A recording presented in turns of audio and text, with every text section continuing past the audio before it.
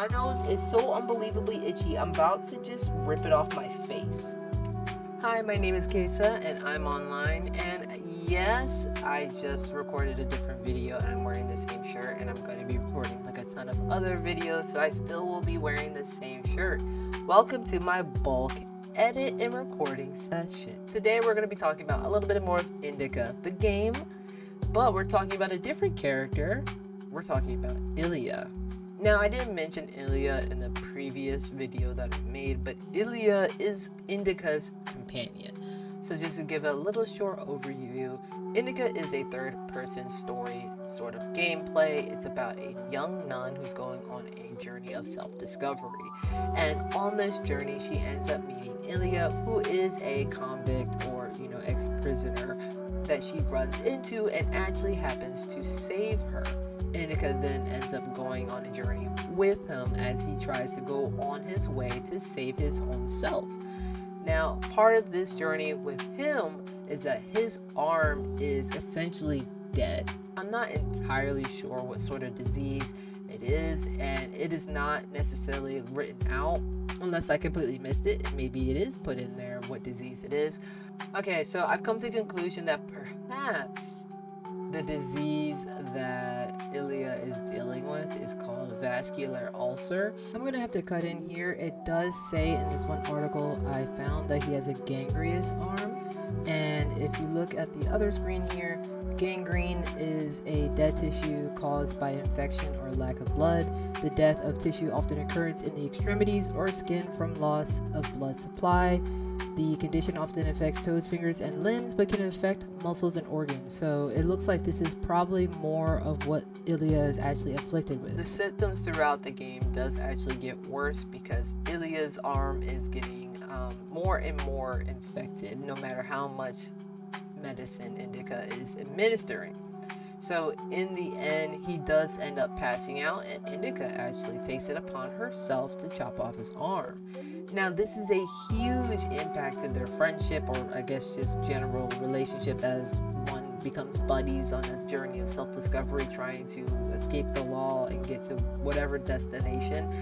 But the point is that though she is a nun, she is supposed to be religiously involved, and all she ever did was question against the religious aspect, which comes to the other aspects of Ilya that I want to point out. You see, Ilya, despite being a prisoner, convict, and all that stuff, he is a huge believer.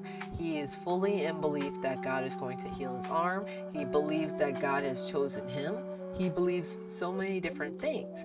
And it got me thinking about how I truly believe personally, ironically, belief is the most dangerous thing a human could ever have, because belief is a sort of delusion in the most extreme aspects, or maybe it's just always a delusion as well, But let's first talk about it. What is belief? Belief is an acceptance that a statement is true or that something exists. It is trust, faith, or confidence in someone or something. So belief is very subjective. Belief depends on the person. You literally can just choose whether or not to have it. I can just choose to believe right now that the camera in front of me is actually a slice of cake.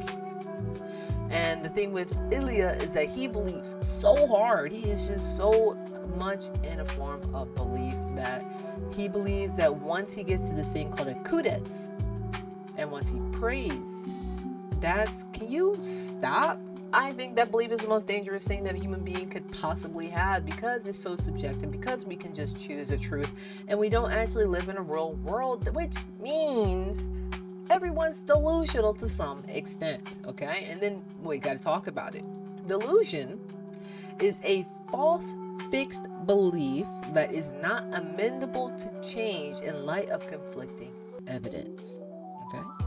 So delusion is literally saying, oh, I believe in something so hard that the idea of seeing the truth of it doesn't matter, because I will still then believe in this thing that I hold true to myself, despite it not being true at all. a lot of that also psychologically has to do with confirmation bias, but I think I can have a different video talking about confirmation bias, because delusion is the extreme version of confirmation bias. And just so you're aware, confirmation bias is essentially having a bias towards information that confirms your beliefs or whatever sort of truths that you have or rationalizations that you have, while also ignoring things that may contradict it directly or just prove otherwise. But it's unconscious, right? It's a psychological aspect. So it's not like people are necessarily choosing it, but as you know, with social media, people are obviously choosing it a lot. But now we're in a space where Ilya has a lot of beliefs of what God's going to do, and he becomes very delusional about it. And the reason why I want to emphasize this character right now is because a lot of people do this thing that no one often points out, is that we make up an entire reality. We found our realities on these really, really weak foundations of delusion. Because, by the way, delusion is so fragile that all it really takes is reality to destroy it. All it really takes is the truth to destroy it. So if you, at the same time, put your entire basis of who you are as a person and how you approach life on a delusion, then your reality can fall apart at any moment, which is why people fight so hard to keep their delusions, because to destroy one's reality can also just destroy them. We see it all the time, and this is something that actually happens in the game as well, when Ilya falls apart after receiving the harsh reality that God will not heal his arm, because Indika cuts off the arm to save his life, because she's like, listen homie, you've been passing out, your arm stinks, it's dead, it's got to go, there's not much more medicine that I can give you. And of course Ilya's pissed off because he was relying on God to save that arm, but he takes the arm anyway, because again, it's God can heal an arm, right? Omnipresent, omnipotent, all powerful and all of that. So he takes his arm, and when he gets to the Kudet and he prays as much as he does, nothing happens. God does not come down and heal his arm. It just, nothing happens from it. And for Ilya, he runs away, and it crushes him. It destroys him. He gets super drunk. Indika finds him out in the streets, where he ends up just playing a trumpet that he traded the Kudets for, and he pisses his pants, and he's just argumentative with the store owner at one point. He is all over the place, aimless, lost, broken, despair at its finest. But why does that happen? Why are we as human beings so attached to reality? What is it about reality that has got us so worked up? You know, what's wrong with living in the Matrix? Why not just stay here? Why not be a sim? You know, let's talk about reality a little bit. So psychologically speaking, there are, from what's right here, four different definitions of reality. Objective reality is the external concrete world that exists independently of an individual's perception. So reality is exactly what's right in front of me, what I'm experiencing, this microphone, and everything around it. Subjective reality refers to an individual's unique perception and interpretation of the external world. So most people are living in this sort of perception of what the world actually is, rather than to what it physically is right in front of us. And a lot of the times people have a hard time breaking out of trying to figure out the difference between the two. Some people truly believe that the subjective reality that they're living is the objective reality that they're living. And I will like to say that is probably the entire problem with humanity altogether. Third one is consensual reality.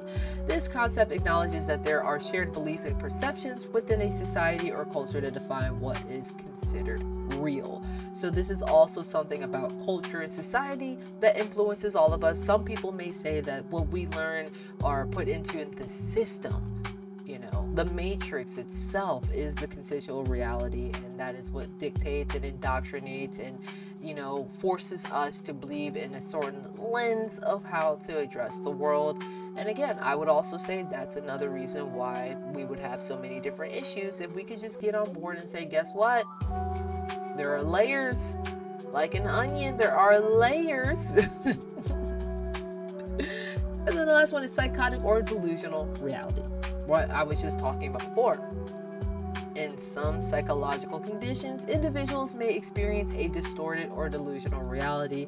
They may hold false beliefs, hallucinate, or have paranoid thoughts that are not in alignment with objective reality. So that's more of an extreme portion of it. But also, when you are in a realm of reality that is delusional, the subjective and consensual realities, right? So how I subjectively interpret the world will then also interact with how society is telling me what the world is, which can then emphasize and cause us to be a little bit more extreme and end up in a delusional reality. And that is what I believe Ilya is afflicted with, and then therefore leads to his despair. And what does this character, as we look at him, do for us? How does that relate to you? How does that relate to your understanding of the world? You're probably looking at me like, Kaysa, I don't really care. I'm not delusional. Okay, it sucks what happens to Ilya, but he shouldn't have believed so hard. God's not going to just heal his arm. First of all, he's a prisoner. Second of all, whatever other reason that you have, because I'm not going to sit here and list them all, because who cares? Because by the end of the day, my point is, you're living in a delusional reality. Objective reality is what's in front of you. It's what is exactly in front of you. But the reality that we have, subjective and consensually, so personally and societally, is constructed. Okay, there's a saying, it takes a village to raise a child. That village and that child are two different entities, but they come together all the time. You are an individual within a society, and that society has raised you to be within the society. All this is to say is, yes, question everything, sure. But the actions you take and the reasons why you take those actions, please understand the foundation of which you stand upon. A lot of it is delusional because people are stupid and will just continue to believe things without question. Hey, I'm gonna go ahead and intervene here one more time. At one point, I completely forgot what I was saying. Maybe it's my ADHD. Maybe it's the fact that I don't have a script. What I was saying is that people need to reevaluate the decisions they make every now and then. Don't just blindly make decisions. Question the foundation of which your reality stands upon. But at the same time, can you? Sometimes you simply can't. And if this game is any example, is that sometimes it takes hard truth to break through your delusional reality. And you don't know when that comes. You don't get to choose. A lot of the time, it's just what you're rejecting. And a lot of the times, it's the things that you're accepting. No, you don't get to go get out the matrix just because you found someone on TikTok and she said, open your third eye and, smoke some sage or something like that. The point is that humans are fallible. Humans have a belief that can therefore rationalize in a sense that really just does nothing for them in the end. So in conclusion, this video is too long and my nose is still itchy. And I would love to hear your thoughts in the comments below. So please like, comment, subscribe, tell me your thoughts. Do you agree? Do you disagree? Does it really matter what your reality is founded upon? Who knows? I'm here to answer the questions that I asked that you might have asked too. So I'll see you in the next one. Bye bye. I'm gonna record the next one.